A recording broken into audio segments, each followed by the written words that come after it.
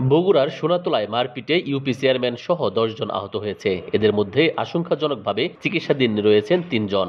সোমবার রাত ৮টায় বগুড়ার সোনাতলা উপজেলা জোরগাছা ইউনিয়নের চরপাড়া গোসাইবাড়ি এলাকায় এ ঘটনা ঘটে।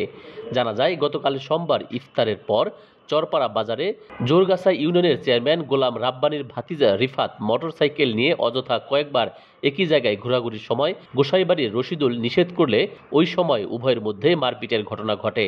পরে রাত ৮টায় চেয়ারম্যান সহ ১০ থেকে ১২ জন লোক নিয়ে গোসাইবাড়ি রশিদুলের বাড়িতে যায়।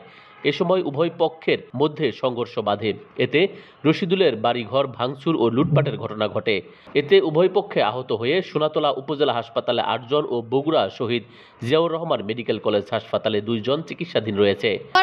আয়সা আপনি দরজায় থাপাচ্ছে, আমরা বললাম কে, তখন দেখলাম যে চেয়ারম্যান একটা গ্রামের লোক বসতে দিতে হবে, তাকে তো আরো অসম্মান করতে যাবে না।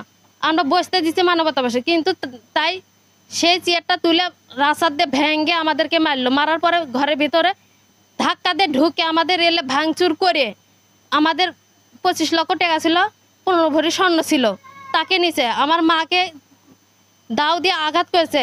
আমরা মসজিদে ছিলাম, মসজিদে নামাজ পড়তেছিলাম। মসজিদের ৪ রাকাত তারাবি শেষ হওয়ার পরে সেই টাইমে চিল্লাচিল্লি মসজিদের ভেতর থেকে শুনি। শোনার পরে ইমাম সাহেব অল্পতি নামাজ শেষ করে দেওয়ার পরে বাইরে হয়ে আসে, দেখি যে স্কুলের ফিল্ডে ওখানে অনেক লোকজন জমা হয়ে গেছে কি চিল্লি যে চেয়ারম্যানের লোকজন নিয়ে এসে ইশাদুলের বাড়িতে হামলা শুরু করে।